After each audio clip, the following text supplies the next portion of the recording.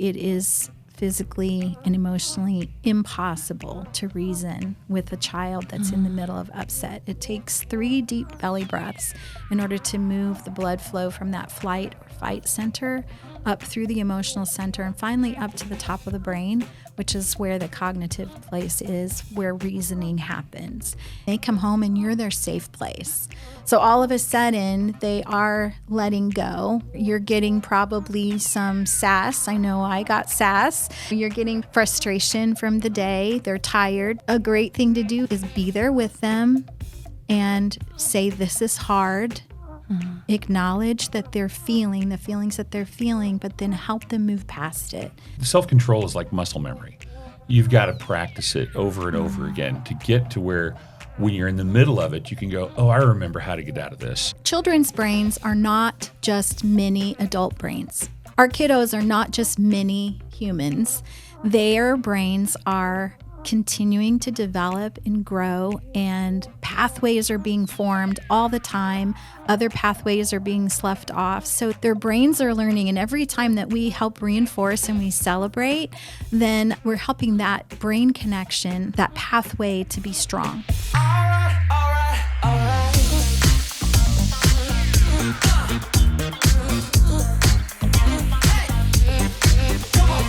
Hey there, amazing parents. Welcome back to another episode of Pep Talk, the Parent Experience Podcast. My name is Kayla, and I'm joined by my co-host. I'm Robert. And we are thrilled to be back for another month with another Pep Talk. Yes, we release a new episode on the 15th of every month, so make sure to join back next month on the 15th for a new episode. But we have an episode for you right now. So, Kayla, what is our topic for this month? Well, this month we are talking about self-control, which honestly, what a great topic for the month that has a lot of candy. Oh my goodness. Yes, I imagine parents, you are probably going to have some kids who experience those sugar rushes, a sugar coma. They may gorge themselves on some candy. So let's pre-frame, let's pre-decide, let's pre-coach on how to have some self-control during this candy season. Especially there's, I think the biggest moment is October 31st at 10 p.m. on the couch with a bucket of candy after your kids go to bed. And no, I'm just kidding. But it's for the parents too. Yeah, for the parents. But self-control. So our verse that we're talking about with our kids this month is 2 Peter 3:1a. God's power has given us everything we need to lead a godly life. I love this verse because it talks about leading a godly life. We love talking about being a leader. One of the ways we can lead is by having self-control. You helping develop self-control in your child is going to help set them up for success. We're talking about self-control as choosing to do the right thing, even when you don't want to, right? We acknowledge that as adults, as kids, there are times where we maybe don't want to do the right thing, but how do we learn and have the tools in our belt to do the right thing so we can honor God with that? So we're learning from the life of Jesus. We're doing some stories from the Old Testament this month, all about self-control. I love that. And you guys can find all that information about that topic for the month at minylifechurch.com/kids. But we're getting ready to go into our interview with Scott and Tricia Murrish. These guys are, I don't want to put too much pressure on them as parenting experts, but really they fit the definition of parenting experts. Absolutely. And so they have some incredible advice on just how to practice self-control. There are some incredible practical steps that they shared with us that you're going to want to put into your parenting tool belt for those moments where you're needing to help your kids practice self-control. So lean in, focus in, and let's head into today's interview with Scott and Tricia Murrish. We have Scott and Tricia Murrish here with us, and man, what a joy it is to get to hang out with you guys. I always love conversations with you. So would you greet everybody, say hey, tell us a little bit about your family, what you guys do. You have so much history in the community and at New Life, and so say hi to all our friends. Yeah, well, first of all, thank you. Robert and Kayla, thanks for hosting us for the podcast. I'm Scott Murrish. I'm Tricia. And we've been married for over 35 years. Congrats. Thank you. We have 4 grown kids, ages at this point 31, 29, 27, and 21. That's really great. You did that really well. Yeah, 3 of them are married. We have 3 grandkids, and one on the way. Yay! So yeah, pretty excited about that. Another one due in February. So. So we've been kids pastors, we've been missionaries serving children from the foster care system, and currently we're directing and managing camp. So everybody has a dream of camp ministry. Oh, it'd be so romantic to work at camp, and boy, wouldn't that be fun? But it is. We elevate and enhance the ministry of others through camping ministry, but it's such a joy to put in the work and have the team and do the things. And so we love doing that. But Tricia is with kids and families all week long. Right. So on the weekends, I help at the camp, but I also have Kinder Music, which is music and movement. It's parents together with their kids, starting from the tiniest little newborns all the way through kindergarten. So it's a privilege and a joy to be a part of young families' lives. Yeah, so we've never not done ministry with and amongst families and children and teenagers and the adults who serve them. And I never want to discount that. You always need to remember that when you're doing ministry, you're always ministering to those that you're ministering to, but it's always also the adults who serve them. Yeah. Yeah. Which, I mean, honestly, is kind of parents too, right? Like Absolutely. parents are serving Yeah. serving kids in some capacity always. Tricia, how long have you done Kinder Music? This is my 18th year, so pretty excited about that. Yeah, so we have a plethora of wisdom and knowledge with us for this podcast. Seriously, if you guys are like distracted by something right now, just take a moment to put away the distractions, because these guys are going to have some great wisdom that you're going to want to glean from. And I believe your parenting is going to be better based on what they shared today. Absolutely. So we are zoning in on a topic. There is a range of topics we probably would love to chat with you about. But for this episode, we are going to zone in on self-control. We know that self-control is a fruit of the Spirit. So it's something that the Holy Spirit develops inside of us. But there also is a part that we play in developing self-control, both in ourselves. You guys talked about that a little bit tonight about what does it look like for us to develop self-control? Are we professional self-controllers? Most of us I'm are not. No. I'm not. In fact, as we left the service, I was like, oh, I wonder if I should take 1 or 2 cookies, one for later after the kids go to bed. And I was like, self-control, let's practice right now. But yeah, and so I think self-control is really relevant for a lot of the families who are listening to this episode. They probably have kids right in the zone of trying to learn self-control, right? Anything from the toddler through the elementary kid. But maybe let's go back to the very beginning of kind of what you guys talked about tonight. Could you share a little bit with us about the stages of self-control from that youngest child? Yeah, absolutely. I'd love to do that. Something that we practice every week at Kinder Music. That's kind of where my experience is. So I can take you on a little journey through a small piece of a Kinder Music class, which is a lot of routine. And we start always with a bounce on the child is on the parent's lap. And we'll bounce, bounce, bounce, and then we'll stop. And I'll ask the parents to take a breath. And their child stops too. I love it because the 1-year-old classes are the best. 1-year-olds are bouncing off the walls all the time. And in that first class, even when the parents actually are the ones that stop first, we always start on the lap so that it's successful for the toddler. And when all the toddlers are quiet and still for 5 seconds, everybody's like, what? This is crazy. She's magical. Yeah. She's magical. But it really is a principle of setting our kids up for success. So we always start with the parents are the ones in control. They're the ones that are bouncing and stopping. The child then feels what it feels like to be calm and quiet and still. And they don't learn that on their own. They learn that in the arms and through the body of their parent, the person that they love. And so they're learning this. We're setting them up for success. And that's just a picture, I think, of what all of parenting can be. And that is that we start out, if we can set our kids up in a situation for success where we're the ones in control. We're setting that boundary, we're setting that rule, and we're showing them what it's like to be successful for self-control. Then we get up and move around together, and we'll sing a song, and we'll stop, and the parent's right there, ready with their hand to help the child stop, because 1-year-olds don't stop on their own typically. I can vouch. I have a 1-year-old. Right. No stopping. They don't stop. But not yet. Sure. They will. But in this instance, they're just learning. And so the parent is very close, ready to just put that hand on there to, again, share the calm that the parent is feeling. And then pretty soon, your child is doing it on their own. But once we stop, we take a minute after we breathe. And then we celebrate. You did it. You stopped your body. You held your body still. And there's just like an eruption across the room where we all cheer for each other because we did it. And the kids love to cheer. So that's a picture, I think, of parenting in general. Scott has often talked about how when our kids are growing, there's different stages that we go through. And first, we're the ones in control. Then we're beside them.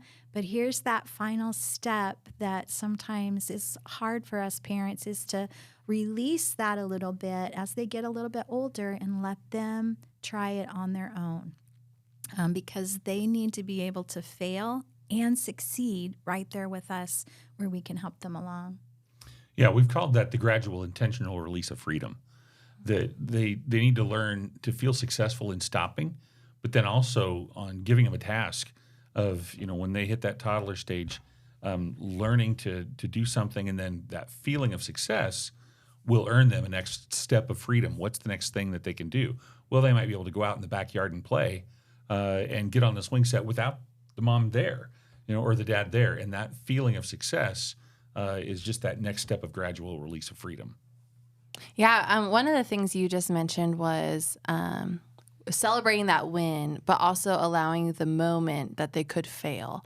Could you talk a little bit about what would be a constructive, positive way to respond to a young child who maybe failed at a self-control moment when they could have stopped, they should have stopped? What's a way that a parent that maybe, because we want to allow the ability for them to fail. We don't want to put this standard of perfection on our children, which we can put on ourselves too. I'm speaking to myself. Like, I shouldn't put that on myself. But what's maybe a way that a parent could respond then? Yeah. Wow. That was hard. That was really hard. And I understand why that happened. How could what do you think we could do differently next time? Just ask them. Or if it's a toddler, just say, wow, that was really hard. Mom's going to help you next time. Let's breathe together. So you're just acknowledging that it was a hard task. It was hard to say no. And even though you didn't get it right this time, or you didn't follow that exact step that we were hoping that you would, I love you. I'm right here with you, and we're going to get it right, and I'm going to help you next time. It's so good. I love it, too, because it feels like something that God would say to us. Yeah. Like, what a good picture as parents. Like, I don't know. I'm going to go back and re-listen to that and get some of that verbiage in my my pocket. Yeah. Oh, man. So we have these stages where it's the parent and the child together, right? The parent's helping, and then there's a little bit of freedom release, and then launching them on, saying, okay, now you try it. So we can see that really visible with the toddler stage. What about when they get a little bit older? Once we're in the elementary stage, I know you talked a little bit about how they see in pictures. Could you talk a little bit more about that? Yeah, absolutely. So kiddos, children's brains are not just mini adult brains, right? Our kiddos are not just mini humans. Their brains are continuing to develop and grow, and pathways are being formed all the time. Other pathways are being sloughed off. So their brains are learning, and every time that we help reinforce and we celebrate, then we're helping that brain connection to that pathway to be strong. So I like to think of it sometimes as like a jungle because our brains can be definitely a jungle sometimes. But, you're going through and you've got this machete and you're chopping this pathway. And then every time that you are able to successfully move through that pathway, you're chopping that back again, even though it might be growing. And pretty soon it's going to be a really strong pathway for you. So that's what routine and those repetitious times of being able to connect those pathways can look like. Yeah, speaking of thinking in pictures or seeing in pictures, asking your kids to do something in the positive rather than the negative is a big part of that. Because if I said to your child, you know what, don't look at that purple spot that's on the wall, what are they going to do? They're going to immediately look for a purple spot on the wall. But if you, rather than tell them what you don't want to do, tell them what you do want them to do in asking them to pick up their room or just having a moment where you have an opportunity to ask them the positive rather than the negative. Picking up your rooms is a big topic too. In thinking in pictures. I mean, this is literal. Yeah, I was hand that to Tricia. talking to my daughter actually, who admitted that she struggled with this as a kiddo, and we talked about, I wish I'd have known then something that I know now about children thinking in pictures and how we can set them up for success. And that is one way I probably could have helped her more is to clean the room with her first so that we did it together and it was the way she wanted it, the way I wanted it, the way we expected it to be. And then take some photos. Take some photos of the dresser, take a photo of the bed, take a photo of the bookshelf, take a photo of the floor, take a photo of the closet, and then have that in a little album or someplace ready so that when it was time to clean, she knew exactly what needed to be done and what it should look like when it's finished, and then wouldn't be overwhelmed. Another thing that we did use a lot was timers, and that's helpful. 5 minutes, you're going to just pick up your floor. So it's learning that self-control of learning how to see what those pictures look like, because that's how their thinking is through those pictures in their brains. Yeah, and not saying I want a clean room, just saying I want a clean floor. Right. Yeah. Or say, And now it's time for your dresser. Yeah, or, and doing it in stages, and you have a literal picture of what that would look like. Yeah, absolutely. I've often thought about this whole saying it in a positive way rather than a negative way, and I kind of questioned, I'm going to go off on a little bit of a tangent here, but I kind of questioned the 10 Commandments. I was like, God, you know how our brains work. We always think about what we should do, or that's helpful. Why are the 10 Commandments all what we shouldn't do? So I kind of wrestled with that a little bit with the Lord. I was like, man, now number one, he was giving those commandments to adults where our brains are supposed to be fully functioning, right? And so, but then it was like, I don't know, all of a sudden, I felt like the Lord just said, Jesus did. And all of a sudden, I was like, you're right. When he gave us the 2 greatest commandments, they're in positive, right? So he said the 2 things that we should do is love the Lord your God with all your heart, soul, mind, and strength, and then love your neighbor as yourself. So I love that to me, because I'm very big on, I want to trust God's word from the very beginning to the very end. Yeah. And I want to build my life on it. But God, I was learning this stuff about brain development. And then all of a sudden, it did make sense to me. So that was a fun piece for me, a revelation of, yeah, God can do that and change that around from negative to the positive. Ugh, I love that. Yeah, I think that's so great because I know personally for myself, I don't have any kids, but talking in the negative is definitely something that I tend to do. So I imagine that other people tend to do that. But switching our verbiage to the positive, I think, is something that can be really beneficial, like you're saying, to help our kiddos know what to do instead of just what not to do, and have them focus on the right thing instead of focusing on what the wrong thing is. But when it comes to self-control, I'd love just to maybe even Kayla, as the kids pastor, as you're interacting with parents and as a parent yourself, what are the different areas with teaching kids self-control that parents or even you as a parent are struggling, that maybe we can get some insight from these guys on some practical tools that we can use in those situations. Absolutely. I think, as you're talking about all these ways to have physical self-control, I love the manageable, age-appropriate steps. Like, instead of cleaning your whole room, hey, focus, let's clean the floor. Like, I'm like, oh, yes, it might even be for me. I'm like, clean the doorway, and then the next step with the age my kids are. But one thing that I think, I have this conversation a lot with parents, but navigating the challenge of emotional self-control. Parents want their kids to have the opportunity to freely express themselves, would be the terminology they would use. Like, this is how I feel. This is what I'm thinking right now. But I think they often find the challenge of, okay, now they've freely expressed themselves into a full tantrum in the middle of the store, and they don't know how to stop. We don't know how to gain self-control in this emotional moment. Could you maybe speak to parents a little bit about that? I think this ranges from, yes, the young kids at 2s and 3s, but this conversation happens honestly more with the upper elementary parents that are saying, I can't pick my kid up off the floor anymore, if something happens. And how can I teach my kid to have emotional self-control while still letting them feel their feelings? Right. Okay, if I digress somewhere, bring me back to that, Kayla. Okay. So I'm thinking about toddlers right now, and you're having a tantrum, or they're just out of control, right? They're in an upset is what I would call it. And one thing that you can do is you need to find some eye contact. And a quick way to do that is to say, your face looks like this, and you're feeling angry. Now, 9 times out of 10, the child at some point is going to look at your face because you're saying your face looks like this. So it's a trick to kind of get them to look at you and have eye contact.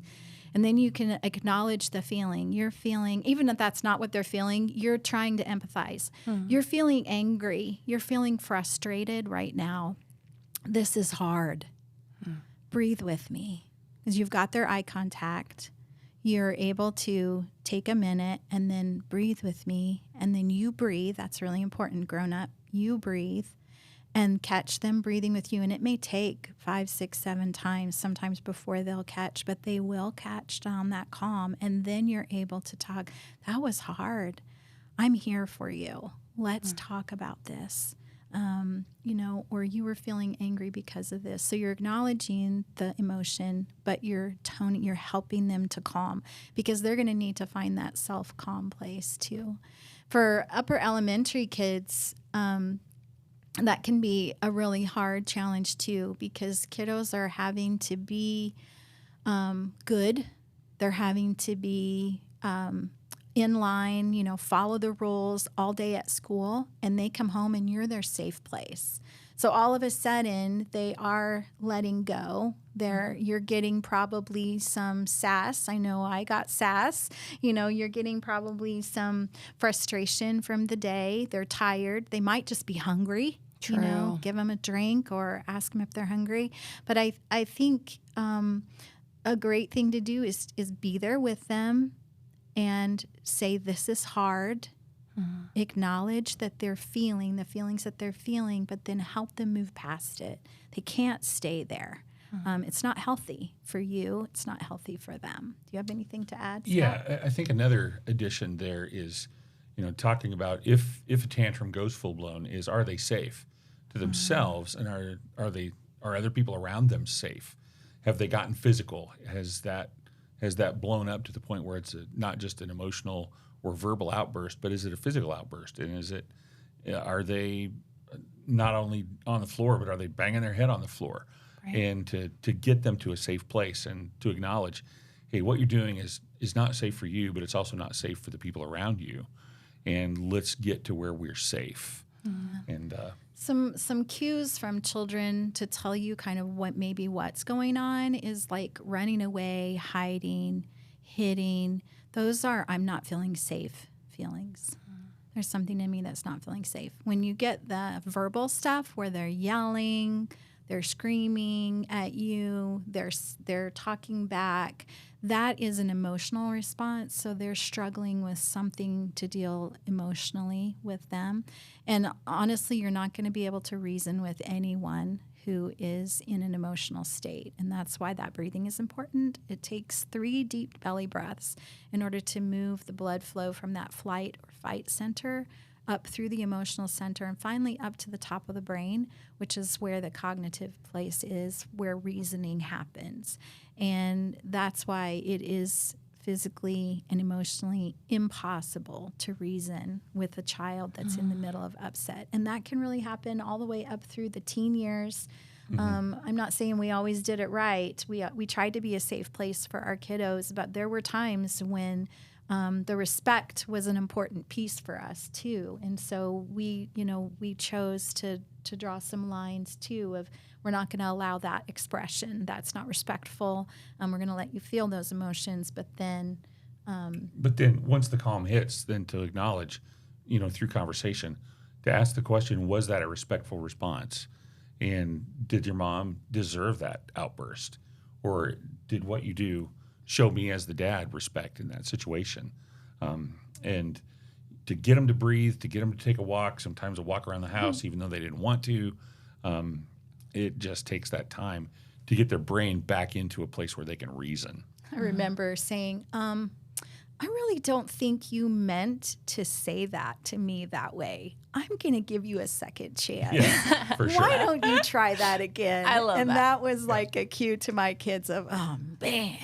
I love that. Yeah. Well, I think all of those things that you mentioned are really good tools to have in our tool belt. The cues to pick up on, making sure we're physically in a safe space where, no one's going to get hurt, no one's head is going to get, that's really important. Those 3 deep belly breaths, I think that is a big tool to have in our tool belt to just know with whatever we're facing. One other question kind of in the same line when it comes to self-control. As you know, we live in a very extreme digital age. There are screens all over. I know for a fact that there are a lot of kids that have learned coping mechanisms or, they start to lose self-control and they've trained their brain to calm down by looking at a screen. And for a parent that maybe has found themselves in that position, but would like to maybe take a first step to try to start helping their child gain some knowledge in learning self-control, not relying on a screen, what would maybe be a good first step for that parent that you could encourage them with? I would practice in a calm moment. Sometimes we don't think about that. But if your child is already calm right before bed, practice some techniques that you want to have happen in a coping mechanism for your child in a calm moment. So it's going to take a little bit of thinking ahead for a parent to do that. But, it's one of the things that we do at Kinder Music. We just practice because we're already calm at the end of the class. So we practice those breaths and being calm and breathing together and using some music to help us. So that's a good brain piece. Yeah, I think, self-control is like muscle memory. You've got to practice it over and over again to get to where when you're in the middle of it, you can go, oh, I remember how to get out of this. One thing that is a good tool to get them away from the screens is to make some lists ahead of time of things that they like, things that they like to do to calm themselves or to distract themselves, or activities or even projects. If I'm frustrated, I'm going to go to my craft box, because that craft box it's still an expression of myself. It's something that I can draw or paint or color or a bag of toys that is only for when I know that I'm really, or a box of Legos that is only for when I am really in the middle of that. And to make that list of what are the things that you like to do that are going to get you out of I'm stuck emotionally situation, when I want to default to the screen, to say, before we go to the screen, let's go to the list. Parents, I just want to take a moment to encourage you too, if that's maybe your go-to. If your go-to is I'm frustrated or I don't know how to have self-control, besides turning to a screen, we talk about it a lot on this podcast, how as parents setting that example is such a great way to teach our kids. And Scott, I think you just shared some great wisdom by making a list of things that can help us, that will get us relaxed, and or we can express ourselves in a good and healthy way. Make a list of that and have that available next time you find yourself in a flurry or frustrated, and maybe try that list. Try with that first item on that list. And then as a family, you can come up with that for each of your kids too. And I think that would be a great takeaway from today's pep talk. Yes, for sure. Thank you guys so much. Thanks, Scott. Tricia, thanks for being on the podcast today. It was a pleasure. Thanks for having us. Yeah, thanks so much. Well, parents, thanks so much for being a part of this episode. I hope that it has encouraged you in your parenting journey. I know there's some nuggets that I'm taking away. I hope there's some nuggets you're taking away as well.